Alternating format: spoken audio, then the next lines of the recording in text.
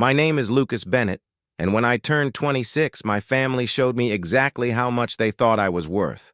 A worn-out pocket watch. On that warm July afternoon in Willowbrook, a picturesque town nestled between green rolling hills and expansive apple orchards, I stood in front of our large family home, celebrating the completion of my medical residency. The gathering was festive. Balloons floated gently in the breeze, and laughter echoed from the sprawling garden filled with relatives and friends. My older sister, Olivia, had celebrated her graduation from law school 2 years earlier. Our parents had rewarded her achievement with a lavish penthouse apartment right in the heart of Boston. The place was stunning. Panoramic city views, marble countertops, floor-to-ceiling windows, the kind of home that screamed success and prestige. Now it was my turn. Standing in my neatly pressed suit, I couldn't help but hope for acknowledgement, just a small sign that they saw me, truly saw me. Dad stepped forward, tapping his champagne glass with a fork to draw everyone's attention. His speech began as expected, praising Olivia's recent promotion to senior associate at a prestigious law firm, each word a glowing tribute to her brilliance and dedication. Finally, he turned to me, lifting his glass slightly. "And Lucas," he paused, clearly searching for something meaningful. "Good job, son." His tone lacked warmth, a mere formality that fell flat against the murmurs of polite applause. My heart sank, but I managed a faint smile. My mother approached, her expression artificially bright, holding a small, worn velvet box. "We got you something symbolic," she said, handing it over. The box felt strangely heavy in my palm. I opened it slowly to reveal an old pocket watch, tarnished silver with a cracked face. My grandfather's watch. He had been a man of many failures, and somehow this was my inheritance. "It represents history," she added hastily, sensing my confusion. "You know, possibility if you repair it." The silence that followed was deafening, broken only by Olivia's quiet chuckle, hidden behind a sip of champagne. I felt eyes piercing me from every direction. Swallowing the lump in my throat, I muttered a subdued, "Thanks," slipping the box into my jacket pocket, feeling its weight drag heavily against my chest. It wasn't just a watch. It felt like their judgment of my worth, a stark reminder that in their eyes I was still not enough. That evening, I didn't return to the family mansion. Instead, I headed to my modest apartment downtown, above a small bookstore. This place was my sanctuary, financed through exhausting hours at the hospital and moonlighting at a community clinic. The watch, a bitter token of disappointment, was shoved into a drawer beside old letters and medical textbooks, soon forgotten under the pressures of everyday survival. Family gatherings afterward felt increasingly hollow. Conversations revolved endlessly around Olivia's new cases, her glamorous life and extravagant vacations. Whenever my life came up, their interest was superficial, fleeting. It was painfully clear. I was invisible, overshadowed by my sister's sparkling achievements. Months passed, blending into a haze of relentless shifts at the hospital. My confidence dwindled. Gradually, a dark thought crept into my mind. Perhaps they were right. Maybe Olivia truly was superior. My ambitions began to shrink, and I found myself retreating inward, feeling smaller with each passing day. Desperate for validation, or at least for someone to hear me, I began visiting Dr. Eleanor Hart, a gentle yet insightful therapist whose office overlooked the serene Willowbrook River. Her guidance became a lifeline, helping me cling to a sliver of self-worth amidst the chaos of doubt and familial neglect. Nearly a year later, on a rainy Sunday afternoon, fate intervened. Cleaning out my cluttered drawer, I rediscovered the forgotten pocket watch. On a whim, I inspected it more closely. The cracked face revealed an engraving I had never noticed before. Curious, I typed the obscure inscription into an online search, and what appeared on my screen made my breath catch.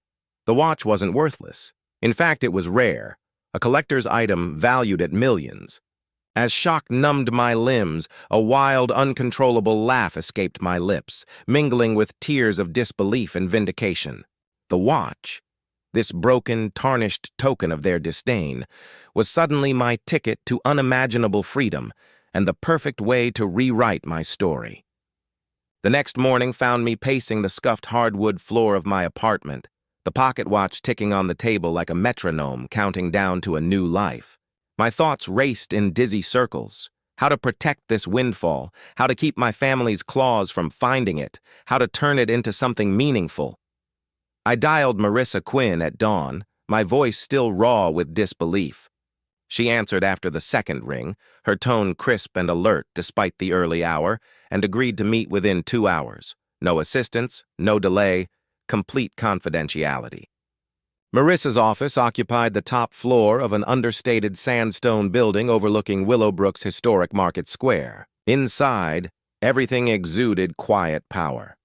Matte black fixtures, floor-to-ceiling bookshelves lined with leather-bound volumes on finance and ethics, and a single abstract painting in hues of indigo that seemed to drink in the morning light. She greeted me with a firm handshake and dark, inquisitive eyes that missed nothing. I laid out the entire tale, starting with the humiliating graduation, the years of invisibility, the watch, and the staggering appraisal that had knocked the wind from my lungs the night before. She listened without interruption, occasionally jotting bullet point notes in a slim notebook. When I finished, she closed the cover with deliberate care and leaned forward. "Lucas," she said, pronouncing each syllable like a verdict. "This is not merely newfound wealth. It is leverage, narrative, autonomy. We will cloak you in silence first, and then we will build." Her plan unfurled with surgical precision. Within 48 hours, we formed the Sutton Bennett Heritage Trust, named for 2 obscure family surnames, impossible to trace back to me. A separate limited liability company handled auction logistics, and an ironclad non-disclosure agreement bound every professional who so much as glanced at the paperwork. Authentication required expert testimony. Marissa flew in Professor Edmund Carlisle, a horological historian renowned for unmasking forgeries. Under museum-grade lights, he inspected the engraving, dismantled the movement, and declared the watch an 18th-century prototype crafted by a master London watchmaker, one of only 3 ever produced, the last known example lost in a shipwreck off Cornwall. Its value, he said, easily breached 8 figures. His written certificate, embossed with the seal of the Royal Horological Society, transformed conjecture into undeniable fact. Within a fortnight, discreet bidding erupted among private collectors in Zurich, Hong Kong, and Montreal. Marissa brokered the sale through a sealed bid process, ensuring no buyer ever learned my name. On a rain-swept Thursday, the winning offer, 37 million sterling, roughly $52 million, cleared into the trust's account. The numbers appeared on my secure banking portal in elegant serif font, and my knees actually buckled. I pressed my palm against the window, watching water race down the glass, and whispered a stunned prayer of gratitude. Freedom, however, begged for a purpose. Guided by Marissa's strategic mind and Dr. Hart's steady counsel, I carved out 3 pillars for the fortune. First, I erased every cent of my medical school debt and settled the modest mortgage on my apartment.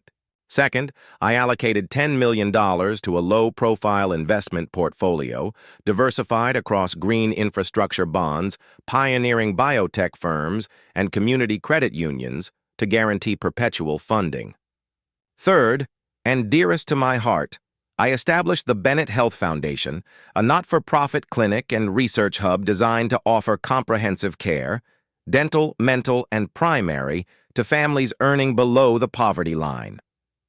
Construction began on a donated tract of land at the eastern edge of Willowbrook, once an abandoned textile mill lot. I spent evenings with architects, debating warm brick versus recycled glass facades, insisting on sunlit atriums and rooftop gardens where patients could breathe fresh air between treatments. Each blueprint revision felt like stitching a new layer onto my once tattered sense of self-worth. Throughout these whirlwind weeks, I moved quietly, dressing in the same worn scrubs for hospital shifts, driving my aging hatchback, answering my parents' perfunctory texts with brief, non-committal replies. Yet whispers started anyway. The antique watch dealer spotted in town, the sudden interest in a derelict lot, a colleague's accidental glimpse of an architectural rendering labeled BHF. Willowbrook thrives on gossip. Secrets are seeds that sprout overnight. I could feel the storm gathering on the horizon, and somewhere deep inside, beneath the new confidence and purpose, smoldered a spark of anticipation. The reckoning with my family was no longer a question of if, but when, and I vowed I would be ready when that day arrived. Whispers travel faster than summer wind in Willowbrook, and within a fortnight the first tremors reached Maple Crest, my parents' expansive ivy-clad estate on the western ridge. It began innocently enough. Aunt Harriet spotted scaffolding at the abandoned textile lot and mentioned over tea that someone was pouring quite the fortune into a charity clinic. By the time the comment completed its circuit through bridge club gossip and Sunday choir chatter, the story had swollen. Mysterious benefactors, millions changing hands, a secret philanthropist said to drive an aging hatchback. My mother, Isabel, rang me thrice in 24 hours, leaving syrup-sweet voicemails dripping with curiosity thinly veiled as concern. I let each call lapse into silence. The little red notification badge on my phone a pulsing reminder of the reckoning to come. While rumors fermented, real bricks and mortar rose. Each dawn before my hospital shift, I walked the muddy perimeter of the Bennett Health Foundation site with Elias Moreno, a grizzled project manager whose father had once run the looms in the old mill. We argued amiably over reclaimed brick versus sustainably harvested cedar, over skylights placed to flood pediatric exam rooms with gentle morning light. One humid Tuesday, we buried a time capsule beneath the reception foyer.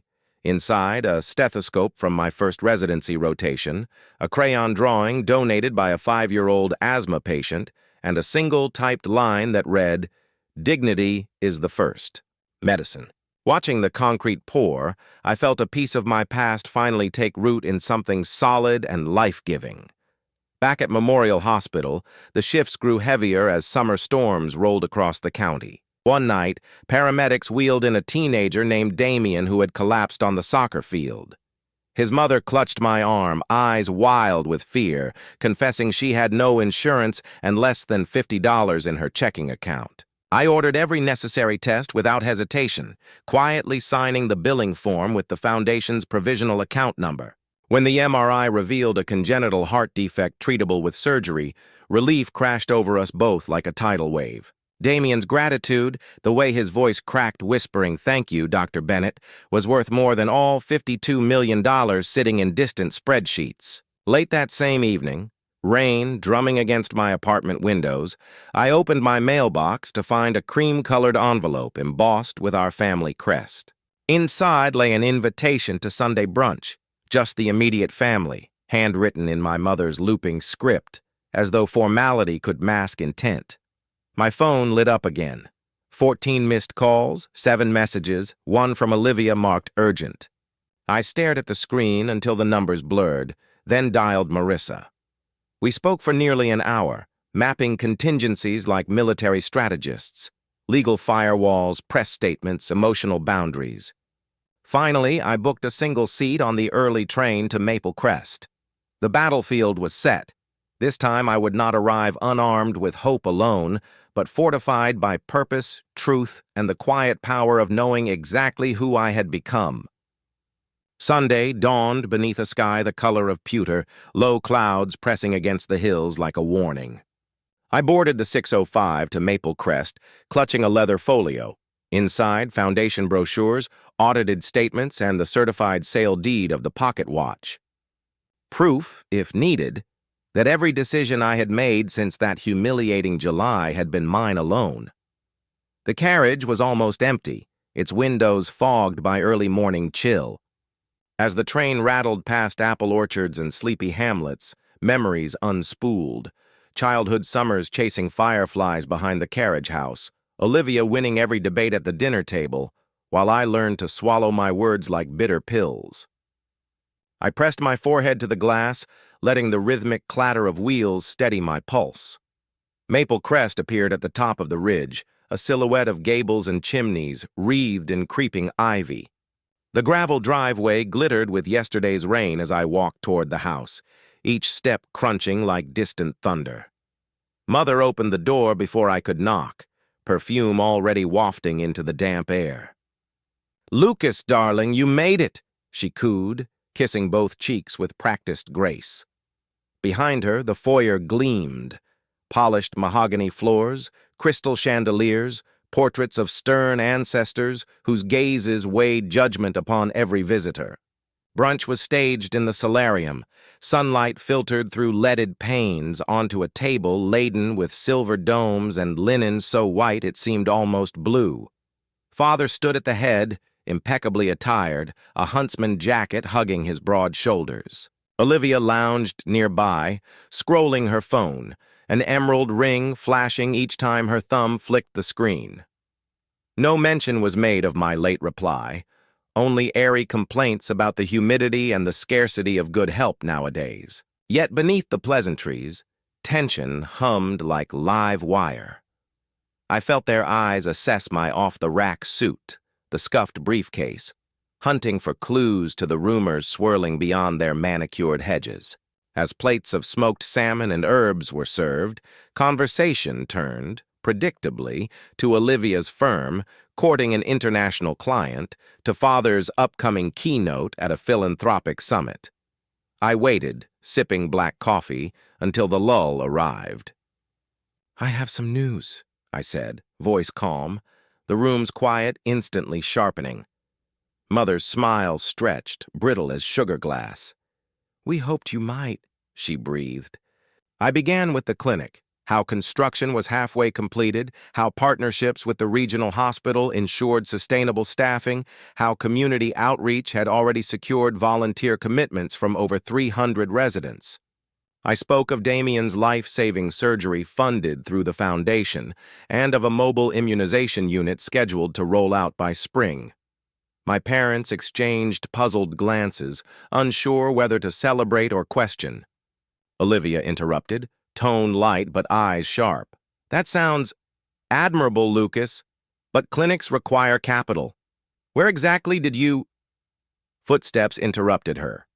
Our longtime housekeeper, Rosa, entered carrying a silver tray bearing a single envelope. "Special delivery, Senora," she murmured. Mother accepted it, frowning at the unfamiliar wax seal, the insignia of the Sutton Bennett Heritage Trust. She slid out a parchment note, reading silently. As her eyes widened, color drained from her face. Father took the letter, his brow furrowing deeper with each line. Olivia leaned forward, curiosity morphing into disbelief. The note was simple, a notification of a charitable endowment, $8 million earmarked for the Bennett Health Foundation, funds already transferred from the watch sales escrow account. It bore my discreet digital signature.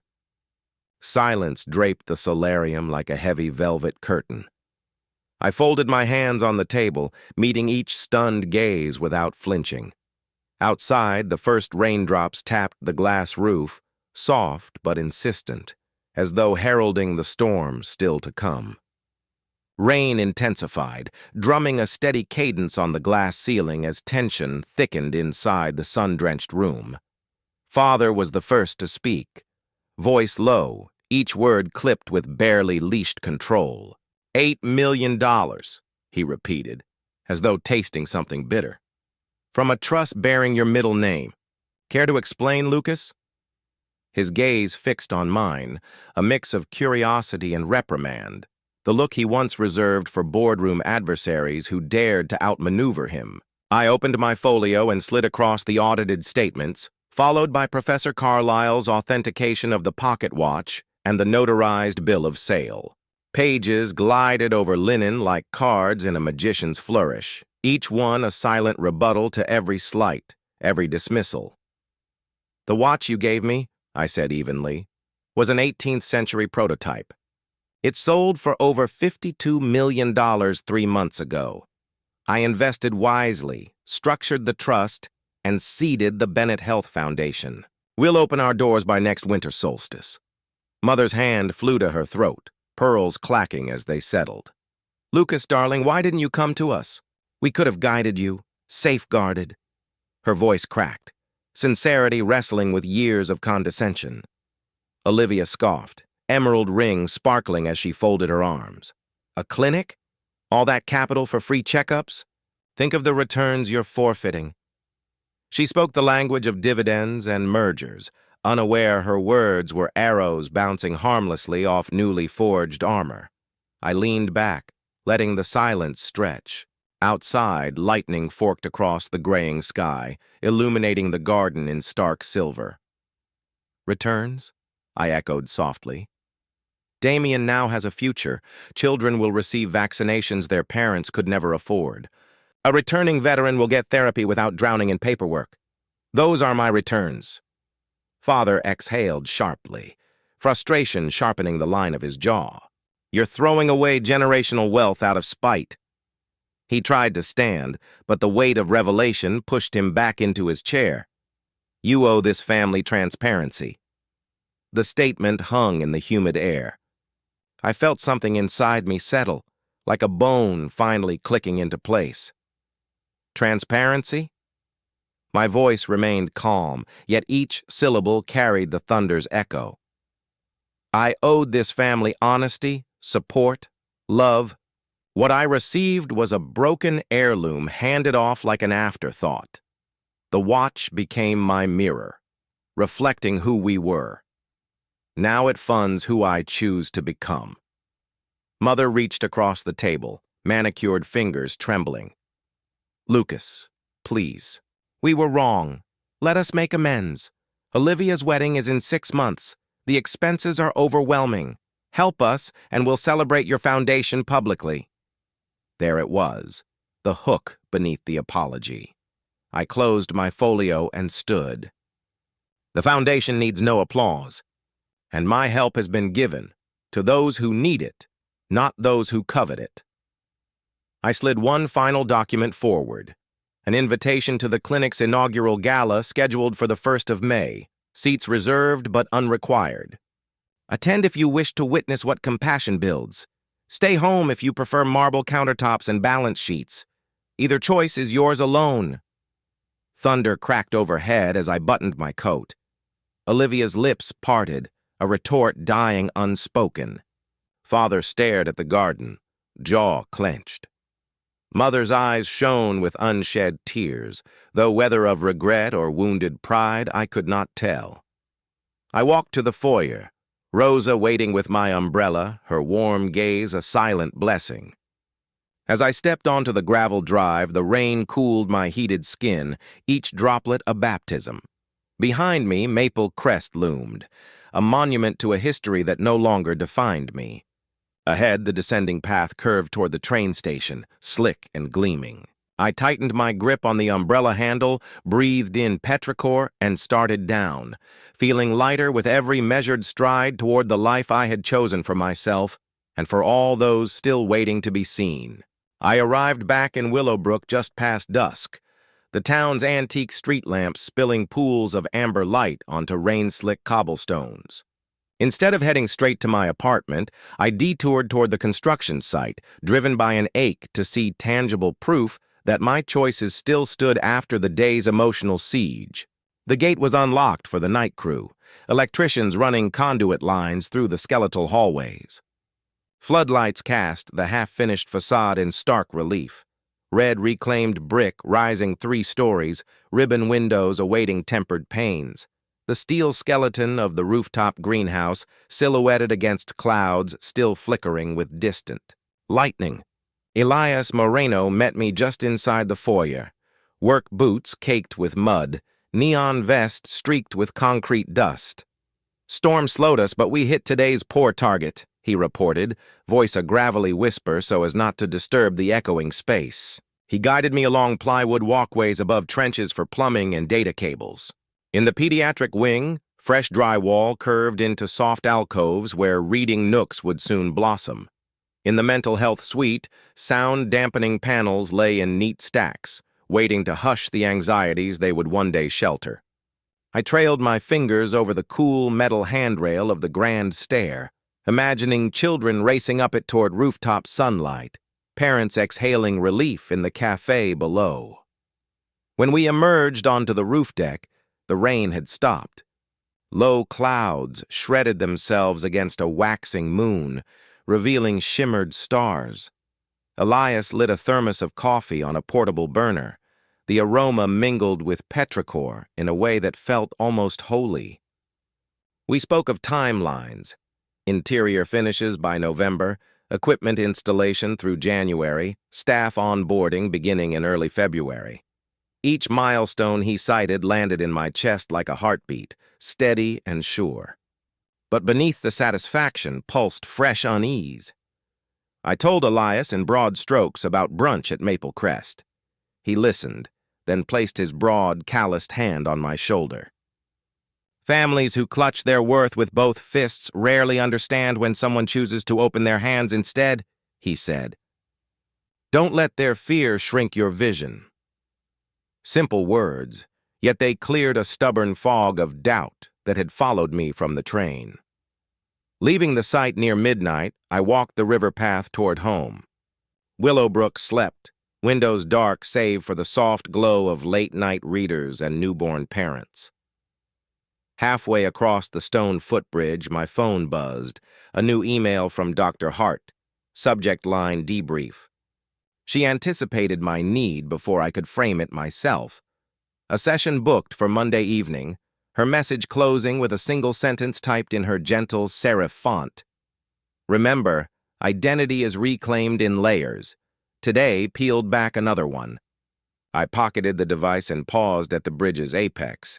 The river below swelled with rain runoff, its surface wrinkling moonlight into silver ribbons. I thought of Damien, his second post-operative checkup scheduled for Tuesday, of Mrs. Alvarez, the diabetic grandmother whose foot we had saved from amputation by fast-tracking her to a vascular specialist, of the thousands more who would step through the foundation's yet unfinished doors. Their stories felt like threads, weaving themselves around the hurt still raw from childhood, forming something stronger than the loneliness that once defined me. When I finally reached my apartment, exhaustion settled over me like a heavy quilt, but sleep did not come easily. An hour before dawn, an alert flashed on my laptop. A local journalist, Emily Rowan of the Willowbrook Herald, requesting comment on persistent rumors of a clandestine benefactor financing the Bennett Health Foundation. She had attached a photo, me, exiting the construction site earlier, grainy but recognizable. My pulse hitched, not with fear, but with a sudden clarity of purpose. The gala in May would be my chosen stage. Until then, the work needed no spotlight. I drafted a polite decline, citing privacy and focus on completion, and scheduled it for automatic send at 7 o'clock. As the first morning birds began to sing, I finally closed my eyes, the image of starlight on new brick etched behind my eyelids. Somewhere across town, fathers and mothers would soon wake to prepare breakfasts they barely could afford, unaware that a place built from one discarded heirloom and a lifetime of overlooked worth was rising for them. The thought eased me into dreamless rest, readying me for the battles and breakthroughs the next day would undoubtedly bring. Monday unfolded with the deceptive calm of a pane of glass just before it shatters. I rose late, brewed dark roast strong enough to wake the dead, then walked to Dr. Hart's office beneath a sky the color of bleached bone. Her study smelled of sandalwood and old paper. We unpacked the weekend, the rain-soaked confrontation, the 8 million revelation, the quiet triumph. She asked what emotion lingered strongest. Relief, I answered, surprised by my own certainty. Not pride, not anger. Relief that the truth had at last found daylight. Her gentle nod felt like permission to inhale fully for the first time in years. Leaving the session, I found 2 missed calls from Emily Rowan and a curt text from Olivia. We need to talk. Sibling urgency was rarer than comet sightings. Nonetheless, I silenced the phone. At the hospital, my final shift roster had been posted. 3 weeks left before transitioning full-time to the foundation. Colleagues offered congratulations in hallway huddles, unaware of the fortune fueling my new path. I stitched lacerations, adjusted medications, and scheduled follow-ups with the quiet satisfaction of tying loose narrative threads. That evening, as sunset bled copper across the river, Olivia appeared unannounced at my apartment door. Gone was her courtroom polish. She wore jeans, a rain jacket, eyes rimmed red from either tears or sleeplessness. I let her in, tension crackling like static between us. She wasted no time. Father planned to contest the trust, claiming family ownership of the watch had never legally transferred. His corporate attorneys were drafting motions. Mother, meanwhile, had started leaking hints to society friends, painting herself as heartbroken by my secret life. And Olivia, she offered this intel not as blackmail, but as olive branch. "I don't want your money," she said, voice hoarse. "I want out of the crossfire. You deserve what you built. Help me make them stand down." The plea was genuine, yet layered with self-preservation. I poured her chamomile, then opened my laptop and displayed scanned provenance papers. The velvet box inscription documenting the watch as my graduation gift, signed in Mother's hand. The sales contract, notarized and stamped. "They can rattle sabers," I said softly. "The law favors recorded intent." Olivia studied the documents, shoulders sagging with weary acceptance. "They won't stop," she whispered. "It's never about the object, only control." Control. The word hummed like a struck tuning fork. I realized then the next battle would not be fought in court filings, but in public perception. If I remained a shadow, my parents' narrative might take root. Ungrateful son, reckless fortune, vanity project. But stepping into the light required strategy. After Olivia left, chamomile untouched, I phoned Marissa. We convened a virtual meeting with Maya Lark, a crisis communications savant known for shepherding whistleblowers and philanthropists alike through media maelstroms. Maya's voice was brisk, compass steady. "We will own the story before someone else writes it," she declared. The plan. A controlled feature with Emily Rowan timed 1 week before the gala. Exclusive photos inside the nearly finished clinic. Testimonials from patients already helped under foundation vouchers. Pure transparency, stripped of melodrama. By midnight, press packets and embargo agreements were drafted. I approved a single portrait, me in plain scrubs beneath unfinished steel beams, sky visible through rafters, to accompany the article. Maya insisted. Authenticity disarms speculation faster than denial. I closed my laptop, mind thrumming with both dread and exhilaration. Outside, spring peepers chorused by the riverbank, their relentless song a reminder that emergence, though loud, is the right of every creature that has survived the dark. Before bed, I penned an email to Damien's mother, confirming his post-operative physical therapy would be covered through high school. Her reply arrived within minutes. A string of tearful emojis followed by 3 words that glowed brighter than any balance sheet. "You saved us." I shut off the screen and let those words echo in the quiet room. Whatever storm my parents summoned, it would break against the seawall of people whose lives were already turning on new hinges. And that, I thought as sleep finally claimed me, was a currency no inheritance could ever counterfeit. The week that followed unfurled with the unrelenting tempo of a pressurized valve finally released. On Wednesday at dawn, Emily Rowan met me at the construction site, camera slung over her shoulder, notepad already brimming with preliminary research. Hard hat in place, I guided her through echoing corridors that smelled of fresh timber and concrete dust, recounting every decision, from low VOC paints to solar panel arrays. Each choice rooted in dignity for patients who too often breathed last on. The margins. She spoke little, recording my words, clicking photos of unfinished rooms where sunbeams slanted through girders onto plywood floors like prophecies of future warmth. In the pediatric wing, a mason paused to ask if we might use sea blue tiles instead of sterile white. Emily captured the moment, noting how decision-making trickled upward from listening, not dictating. After the tour, we drove to Willowbrook Memorial to meet Damien during physical therapy. The boy, cheeks still round with adolescence, pedaled a resistance bike while recounting his plan to join the school robotics club once cleared by his cardiologist. His mother watched, hands clasped, tears threatening. Emily's lens froze that tremulous hope in a single frame that would later headline her piece. We continued to the Riverfront Community Hall where volunteers assembled hygiene kits for uninsured families.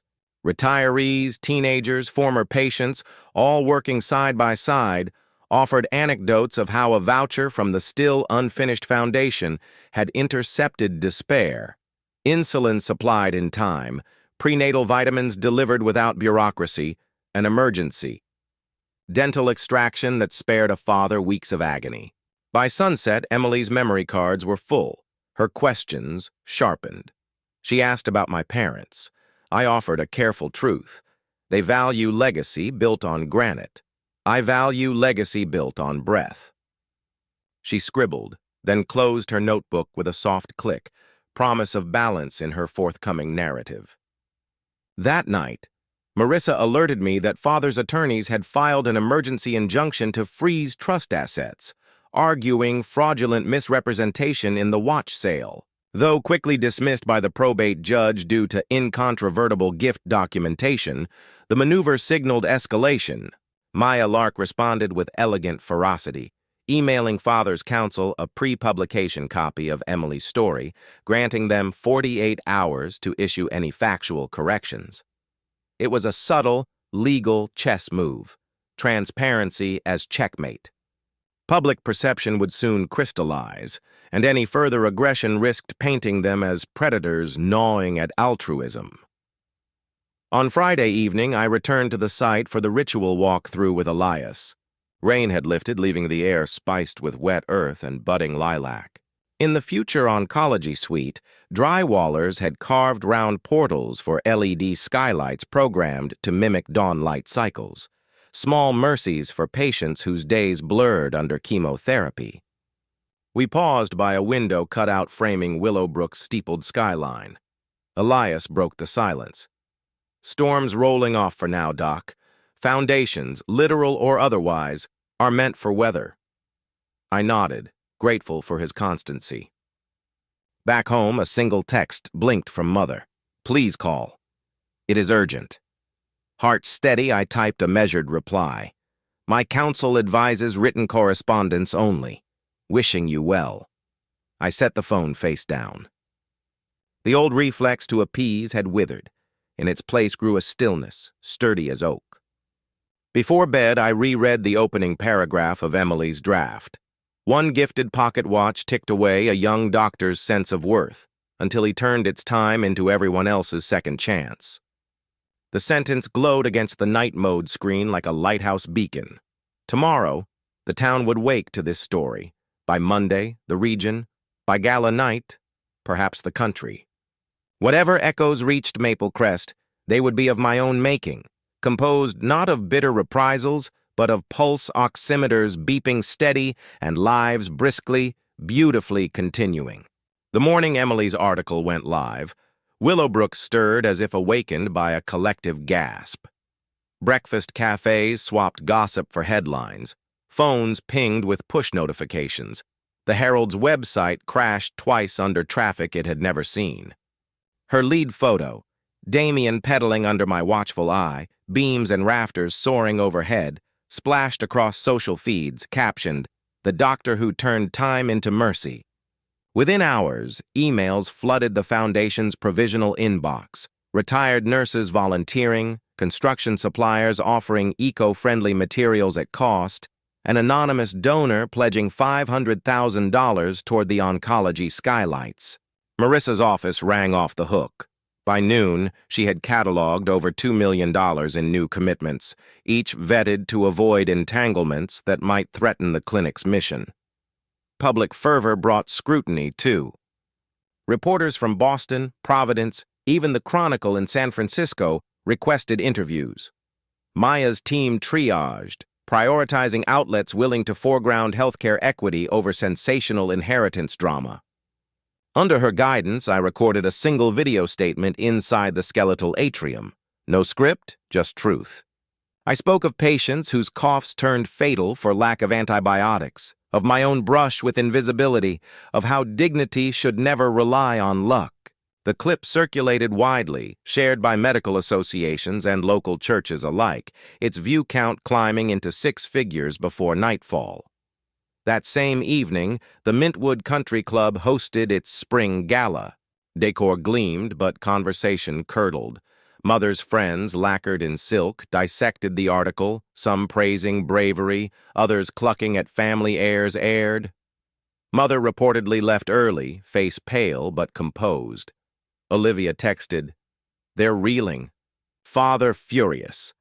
Might try another injunction." Maya responded by forwarding the legal team a montage of community testimonials already uploaded to the Foundation's site, each timestamp reinforcing public support like layers of indemnity. Saturday at dawn, I stood again on the rooftop deck beside Elias. Overnight, volunteers had planted seedlings in the greenhouse boxes, basil, lavender, cherry tomatoes, leaving handwritten tags for the first patient potluck. Sunlight caught dew on tender leaves, and for a heartbeat, I imagined the finished space buzzing with laughter, the scent of herbs mingling with hospital-grade antiseptic, a juxtaposition of renewal and resilience. Footsteps echoed from the stairwell. Turning, I met my father's silhouette, charcoal coat flapping in the brisk wind. He had come alone. Lines of fatigue scored deeper into his face than I remembered, as if anger were an acid slowly etching away marble. For a long moment, we simply studied each other amid steel and sky. "I had to see it," he said finally, voice sanded rough. "The article. Your mother couldn't breathe for shame." He gestured toward the rising walls. All of this from that damned watch." The words held both awe and resentment, alloyed inseparably. I led him along the catwalk, pointing out the oncology skylights, the birthing suite designed with dimmable amber lights to calm anxious mothers. He listened, silent but attentive, fingers brushing unfinished railings as if testing their resolve. At the pediatric recovery garden, he stopped beneath an arch ready for vines. "You really believe you can fix the world with charity?" he asked. I met his gaze square on. "Not the world, but this corner of it. And maybe the children who grow here will fix the next." The simplicity silenced debate. He exhaled a breath that sounded almost like surrender. Before leaving, he drew a small envelope from his coat pocket. No crest, no wax seal, containing a single page, a formal withdrawal of his latest motion, signed and notarized. "I won't stand in your way," he said, turning back toward the stairwell. I can't promise more than that. It wasn't contrition, but it was a ceasefire. And in the calculus of legacy, sometimes absence of harm is its own mercy. As his footsteps faded, Elias emerged from a doorway, eyebrows raised. I tucked the envelope into my jacket, heart steady. The sun had climbed higher, gilding the greenhouse glass. Below, volunteers began to arrive, their laughter floating upward on warming air. I returned to work, fortified by a new silence, one not of exclusion, but of space cleared for seeds to take root, undisturbed by storm clouds now retreating beyond the horizon. April slipped toward its midpoint like silk through a clenched fist, and the Bennett Health Foundation hummed with finishing touches. Painters in white overalls floated down corridors, laying final coats of sage and pale sand. Information tech teams threaded fiber cables at dawn, their flashlights cutting constellations in the dim. Every dusk found me in the rooftop greenhouse, coaxing seedlings taller, rehearsing the gala speech under my breath while the town below fried its supper fish and tucked children into beds. Donations now totaled nearly $12 million, each pledge accompanied by a story scribbled in the memo line. For my wife, who died waiting for chemo. For the daughter I almost lost to asthma. Their collective weight felt at once immense and strangely buoyant, as though grief itself were lifting the clinic toward completion. One crisp Wednesday, the staff orientation began in the still echoing atrium. 30 new hires, nurse practitioners, therapists, nutritionists, interpreters fluent in Arabic, Haitian Creole, and Lakota, clustered in folding chairs, steam from takeout coffee rising like early fog. I addressed them beneath the uninstalled chandelier, speaking of agency, of meeting patients at eye level, of how the difference between charity and dignity is participation. When I finished, applause filled the space with warm thunder. Later, walking among them as badges were handed out, I saw the mosaic our hiring team had crafted, seasoned clinicians side by side with recent community college graduates, every face lit by the same steady flame. That evening, as I locked the glass front doors, I noticed a figure standing on the sidewalk, clutching a paper bag spotted dark with rain. My mother. She looked smaller than memory, her posture robbed of its usual arching confidence. For a beat, we stared through the door's reflection, two versions of a family history suspended in the glow of security lights. I opened the door, and she stepped inside, eyes sweeping over reception desks still wrapped in protective plastic, the echoing hush that reminded her of empty cathedrals. From the bag, she produced a stack of hand-stitched quilts, pastel triangles pieced together by the women's guild she had chaired for nearly 20 years. "We thought the pediatric ward might need warmth," she murmured, voice thin. No apology, no tears, just an offering laid gently on the nearest gurney. I thanked her, simplicity shielding us both from words too fragile to survive the air. She touched my cheek, a gesture not of possession but of recognition, and left before the silence grew heavy enough to break. News of her visit did not travel. Gossip chose juicier morsels. Instead, what filtered into conversation was the clinic's progress. Parents pointed it out during Sunday drives. Children counted its stories from school bus windows, and the old fisherman who rose before dawn to cast lines in the Willowbrook River now debated the merits of solar arrays over diesel generators. The town had taken partial ownership, and nothing delighted me more than overhearing them say our clinic when they thought I was out of earshot. On the 20th of April, Emily Rowan sent a final email, her follow-up piece ready to publish the morning after the gala, embargoed photos attached.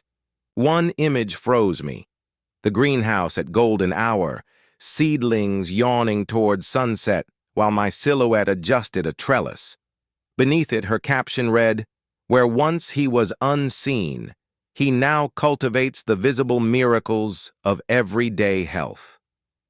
I closed the laptop, heart hammering with something beyond pride, responsibility perhaps, or the sharp edge of impending culmination. In 10 days' time, the doors would open, violins would swell, and lives would pivot on newly greased hinges. I inhaled, tasting lilac on the night air seeping through a cracked window, and let the quiet promise itself to me. No matter the noise of legacy or the whispers of regret, tomorrow would come, and with it, the steady heartbeat of a place built to keep time on humanity's side. The final week before the gala arrived with the tremble of a held-breath violin string, and every hour felt stitched with electric thread. Monday's dawn spilled apricot light through the atrium's new skylights, scattering color over polished terrazzo floors that still smelled faintly of curing sealant. Delivery trucks rumbled in and out like tides, ergonomic birthing beds, low-radiation X-ray panels, a gleaming bank of dialysis machines whose hum sounded to my ears like distant beehives promising life. Volunteers fluttered at every turn. Retired carpenters hanging directional signage, high school artists stenciling gentle constellations above the pediatric beds, a widowed florist weaving ivy garlands along the grand stair. Watching them, I felt the improbable symmetry of our stories, each carrying a small fracture the world had dealt. each setting that fracture like kintsugi into something stronger. Yet outside our walls, rumblings persisted. On Wednesday, a tabloid blog splashed a headline, "Lottery Myth or Vanity Temple," claiming I had cheated Willowbrook's generosity by weaponizing pity. Maya neutralized the flare within hours, releasing a transparent financial dashboard that mapped every incoming dollar against each ordered scalpel. Still, the smear left a residue of unease, like smoke that lingers long after a match is snuffed. That night, I stood alone in the rooftop greenhouse, rain drumming the panes, and reminded myself that faith is not an unblemished surface, but a muscle that tears in micro-threads each time it lifts weight, only to rebuild itself stronger. Thursday brought a quieter tremor. Olivia arrived unannounced during a fire alarm inspection, her fiancé, Grant, trailing behind with shoulders drawn tight as bridge cables. She pulled me aside, away from the clatter of sprinkler line tests, and pressed into my hand a slim thumb drive. Inside, she said, were corporate emails proving our father's legal team had contemplated a smear campaign far uglier than the tabloid piece, one they ultimately shelved after public sentiment swung so fiercely in the clinic's favor. "You should know how close it came," she whispered, eyes glossy but unbroken. Grant offered a curt nod of solidarity, as if his presence itself were confession that loyalty could, at last, choose merit over blood. I thanked them, quietly filing the drive in a lockbox beside the first seed packet ever planted here. Basil, Hope Green, and impossible to silence. As the sun dipped behind willow-draped hills on Friday, we rehearsed the gala program under the atrium's crystal chandelier, now suspended like a frozen constellation overhead. The string quartet tuned to A4, servers practiced sweeping arcs with empty trays, and I walked the length of the stage, my palms memorizing each wood grain. When rehearsal ended, I remained alone in the hush, picturing chairs filled, breaths held, futures tilting. I thought of Damien sprinting across his school gym, of his mother's voicemail. "He ran a full lap, doctor, no stops." I thought of my younger self, hands shaking around a tarnished pocket watch, longing to be seen. The memory no longer stung. It glowed, warm as embers repurposed to light the next traveler's way. Near midnight, a final email pinged from Emily Rowan, a single-line reminder that the follow-up story would publish at dawn after the gala. Headline already set, "When Time Becomes Medicine." I closed the laptop and stepped onto the front terrace. Below, the river whispered against its banks, and street lamps painted gilt halos on the water. Somewhere beyond town, Maple Crest's windows would be dark, my parents perhaps lying awake with thoughts they had no words for. I let a breath fog into the cool air and made a quiet vow. Tomorrow I would turn every gaze that had once appraised my worth toward the faces of those this place would serve. And when the last violin note faded, the true music would begin, heartbeats renovated, lungs reclaimed, newborn cries echoing in hallways built to cradle possibility. The clock above the reception desk chimed midnight. 12 soft bells, each one a promise. I locked the glass doors, feeling neither visitor nor exile but steward, and walked home under a moon bright as a newly polished coin, ready to buy morning from the night. Gala day dawned with skies so clear they felt rinsed, each cumulus cloud a single, slow-moving spectator. By 6 o'clock, the foundation glowed, literally solar panels catching first light. Interior LEDs cycling through a gentle sunrise program that bathed corridors in honeyed gold.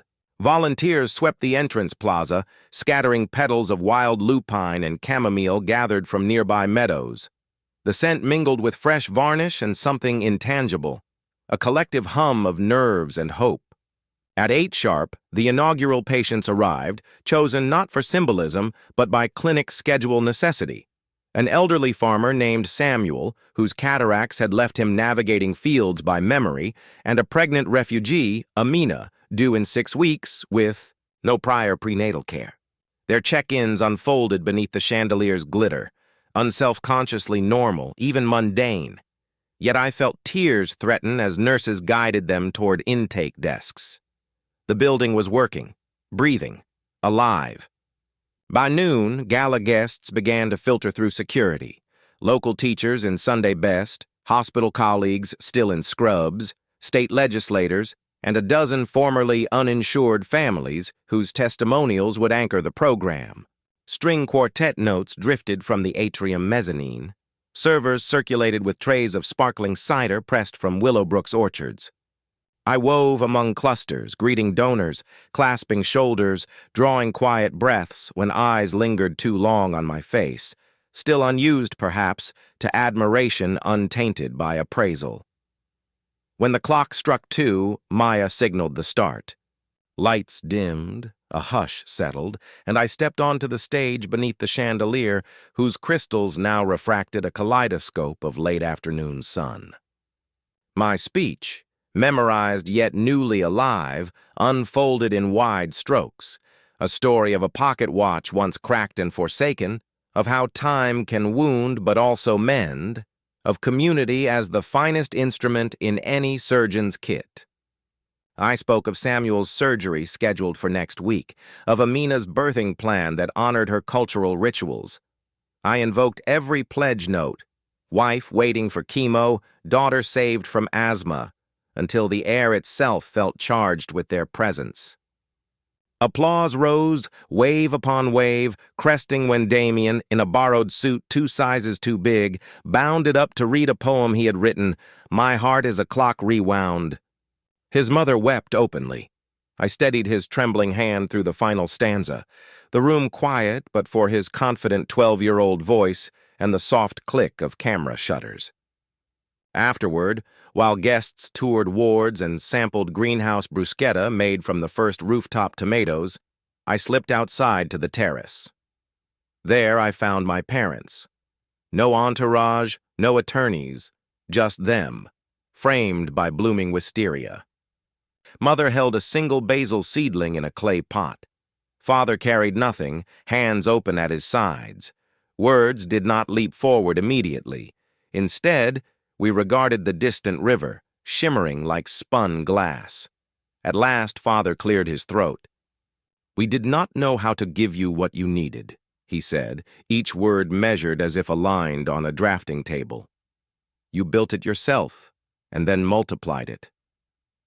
Mother stepped closer, pressing the seedling into my arms. "For the greenhouse," she whispered. Eyes glistened, but pride had softened into something gentler. Humility, perhaps, or release. Acceptance is rarely thunderous. It often sounds like a quiet exhale. I nodded, cradling the pot, understanding that forgiveness travels in both directions, and that some reconciliations bloom slower than others. We walked back inside together, the basil's bright scent following like an anthem. By evening's end, pledge cards totaled another $3 million, but numbers felt almost irrelevant.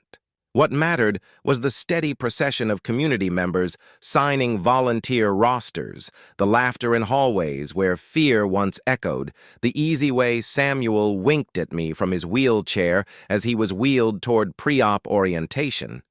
When the last guest departed and the quartet packed their instruments, I returned to the atrium alone. Overhead, night lights cast soft constellations where real stars shone beyond skylights.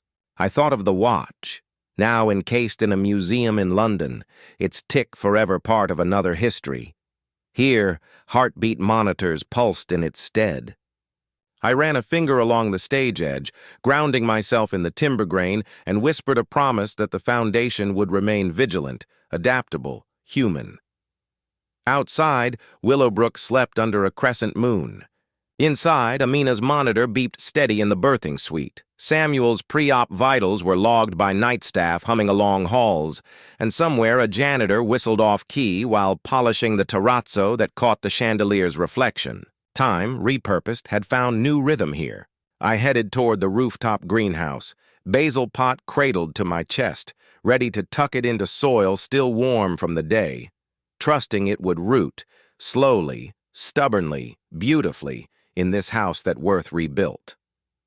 Morning unrolled behind the gala like a soft bandage after surgery, revealing fresh skin still tender to the touch. I arrived at the clinic just after sunrise to find the atrium humming with its first true weekday pulse, Samuel's gurney gliding toward surgery, Amina sharing breakfast flatbread with a lactation nurse, and a cluster of night shift residents trading weary jokes by the coffee cart. The chandelier overhead no longer felt ceremonial. It was simply there, a steadfast constellation witnessing the ordinary miracles of intake forms and vital signs. At 9, Emily Rowan's follow-up essay went live, its headline bold across national syndicates. When time becomes medicine, a town heals itself. The piece threaded together photographs of Samuel's post-op smile, Amina's newborn heartbeat on the monitor, and the basil seedling now rooting in a rooftop planter. Donations spiked again, but more moving were the letters. A widower in Montana mailing 50 wrinkled dollars because hope traveled farther than grief. A second-grade class in Nairobi promising to plant matching basil as a sister garden. Yet triumph seldom walks alone. By midweek, a forensic accountant hired by an anonymous concerned party began fishing through subcontractor invoices, hinting at impropriety. Maya anticipated the angle. Marissa produced real-time ledgers so transparent they practically glowed. The probe fizzled, but not before reminding me that vision must be guarded as fiercely as it is shared. Meanwhile, the Foundation's true work deepened. A team of language mediators launched evening clinics for migrant farm hands whose coughs had gone untreated through 2 harvests. Damien, now officially cleared for sports, volunteered on weekends, wheeling magazines and optimism from room to room. Late one Thursday, I found him perched under a skylight, soldering wires for the robotics club, while Nurse Delgado practiced her English idioms beside him. I realized then that the building's architecture was less steel and stone than these unseen exchanges, each corridor a neural path sparking between strangers turned kin. At home, I unpacked the final vestige of my past, the graduation cap that had once felt like a prop in someone else's celebration. I framed it in simple oak and hung it opposite the gala portrait Emily had gifted me, my silhouette among tomatoes at dusk. Together, they bracketed the distance between a boy offered a cracked watch and a man stewarding a living heartbeat of a town. Toward the end of the week, Olivia phoned just to chat. No subtext coiled beneath her words. We spoke about her upcoming wedding, scaled down now to a lakeside ceremony where vows would carry across water rather than marble halls. She asked whether the clinic's greenhouse could supply herbs for the reception. I promised armfuls of basil and lavender, laughter catching us both by surprise. On Sunday evening, after the last visitor left and the janitor's off-key whistle faded down the stairwell, I climbed to the roof alone. The basil seedling from my mother stood taller, its small leaves unfurling toward moonlight. I pinched one, breathed its bright scent, and felt the quiet settle, an orchestral rest after a thunderous chord. Below, monitors beeped, elevators chimed, and somewhere Samuel practiced reading an eye chart with eyes newly clear. The town had found a new rhythm, and I, once relegated to background noise, had become a single note in its relentless song of going on. Summer settled over Willowbrook like a warm hand on a restless shoulder, and the clinic's rhythms deepened into something both sturdy and alive. By late June, we logged our 1,000th patient visit, celebrated with a sheet cake hastily frosted by the cafeteria staff and a chorus of off-key happy birthdays, even though the building itself was barely 2 months old. Laughter ricocheted down corridors once echo quiet, and I found myself pausing mid-stride simply to listen. The clatter of meal trays, the murmur of interpreters bridging languages, the confident staccato of nurses' footsteps, each a metronome keeping time against the memory of that cracked watch now half a world away. Yet beneath the hum of progress, subtler currents stirred. A statewide health board invited the Bennett Health Foundation to join a pilot program on rural telecardiology, a project that could extend our reach beyond county lines, into hill towns where hospitals had shuttered and cell service came in ghostly blips. I flew to Hartford with Marissa and Elias, presenting data that glowed green on every metric. Reduced ER visits, improved prenatal outcomes, mental health no-show rates cut by half. Approval seemed certain, until a familiar surname appeared on the Oversight Committee roster: Lancaster, a distant cousin on my mother's side, long allied with my family's traditional philanthropic circles. During the Q&A, his questions carried razored politeness. Would our foundation's finances remain solvent? Could we scale without diluting quality? Beneath each syllable, I heard the old refrain: who does he think he is? Maya's media instincts tingled. She advised transparency doubled with undeniable results. By week's end, we published a 30-page impact report, open source, downloadable by anyone with Wi-Fi or a library card. Community members shared the link like wildfire. Local farms printed hard copies and left them beside egg cartons at roadside stands. The message was unambiguous. Accountability need not fear sunlight. Back at the clinic, life's smaller miracles persisted. Amina delivered a healthy daughter, Zara. Beneath dimmable amber lights, the midwife singing a lullaby in Somali, while the rooftop greenhouse streamed birdsong through discreet speakers. Samuel returned one bright Tuesday for his final post-op check, reading the eye chart all the way to the bottom row, laughing until tears blurred the letters again. He pressed a single apple blossom into my palm. For luck, he said, though the luck seemed all his. Not all moments were flawless. A violent summer storm knocked out power to half the county, and our backup generator sputtered dangerously close to failure. Elias and a volunteer electrician named Carla worked through the night, rewiring circuits by flashlight until the dialysis wing thrummed safely back to life. Standing in the darkened atrium, watching their silhouettes bend over fuse boxes, I felt the fragile line between vision and vigilance, and understood anew that buildings, like people, stay alive only through constant tending. One evening, as the heat finally broke and night breezes ghosted through open windows, my father called. No lawyers, no preamble, just his voice, quieter than I remembered. He had read the impact report cover to cover, he said, and found himself proud in a way I hadn't earned. Silence settled between us like fresh snow. At length, he asked whether the foundation might accept an anonymous endowment for the telecardiology expansion. No strings, no naming rights. I agreed, equally wordless, knowing some bridges rebuild stone by stone in the hush after apology. Later I stood again on the roof, moonlight silvering basil leaves now lush enough to perfume the entire deck.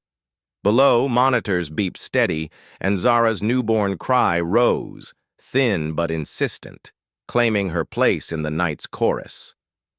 I realized then that the mansion my family once prized could never have offered this view. The sight of a town breathing easier because someone dared to measure worth in pulses and seedlings rather than square footage. The thought settled over me like the soft click of a pocket watch lid finally closing, not in dismissal, but in completion, its old tick-tock echoing forward as a heartbeat multiplied. Autumn arrived on tiptoe, brushing the willow leaves copper and lacing dawn air with cider sweetness. By the first week of October, the state board approved our telecardiology bid in a unanimous vote.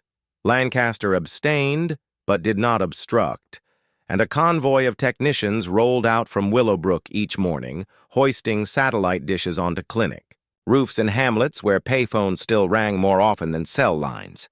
To celebrate, the greenhouse yielded its first full basil harvest. Nurses bundled armfuls for patients to carry home, the corridors filling with bright green perfume that lingered long after visiting hours ended. I spent evenings drafting a letter for the museum in London that housed the pocket watch. After months of reflection, I wanted its placard updated, to note that proceeds from its sale had birthed a rural health network now serving 5 counties. The curator replied with delight, promising a new display engraved, "An heirloom of healing, proof that time can be given back." The thought of tourists pausing before that cracked silver shell considering the looping path from neglect to nurture, warmed me against October's chill. Life inside the clinic found its natural BPM. Samuel volunteered twice a week, guiding cataract patients through pre-op paperwork with patient empathy. Amina rocked Zara in the lactation lounge, sharing recipes for spiced tea with other new mothers. Damien's robotics club installed an automated seed watering rig in the greenhouse, and the janitor's off-key whistles evolved into surprisingly pleasant harmonies as he practiced after hours with the quartet's cellist. One brisk Friday, my parents visited unannounced. Father stood taller, lighter, as if a private burden had slipped from his shoulders. Mother carried a ledger. Her personal charity guild had voted to merge resources with the foundation's outreach pantry. There was no ceremony, just signatures beneath skylight glow and a soft handshake that felt, at last, like greeting rather than assessment. Later, we walked the river path where maple leaves twirled down like slow fireworks. Father paused beside the water, slipping something into my palm, a new pocket watch, forged from brushed titanium, face uncracked, hands unwavering. "Not a verdict," he said, voice steady. A token of time well spent. The gift held no weight of expectation, only acknowledgement. I set it to the clinic's master clock, listening as its precise ticking aligned with distant monitor beeps, a quiet duet. Winter forecast whispers of heavy snow, but the generator now purred with redundant safeguards. The telecardiology pilot sent its first live echo scan from a village 70 miles north. The waveform arrived clear, a digital heartbeat crossing mountains in less than a breath. Volunteers planned a solstice lantern walk to fund pediatric dental vans, and Damien drafted a blueprint for solar-powered incubators, certain we could light 1,000 small suns where darkness once lived. On the roof that night, under Orion's ascending belt, I considered the road from worthlessness to worth woven into every brick below. How a family's careless slight became fuel for a community's endless engine. The basil rose, trimmed for winter, slept beneath straw, dreaming of spring.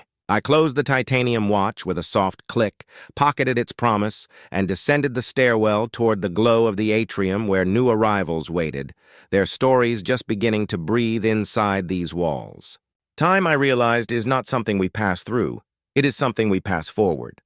And in Willowbrook, beneath chandeliers and seedling leaves, we had learned to keep it, not for ourselves, but for everyone still counting silent seconds in the dark, hoping to hear one clear, steady beat that says, "You matter, too."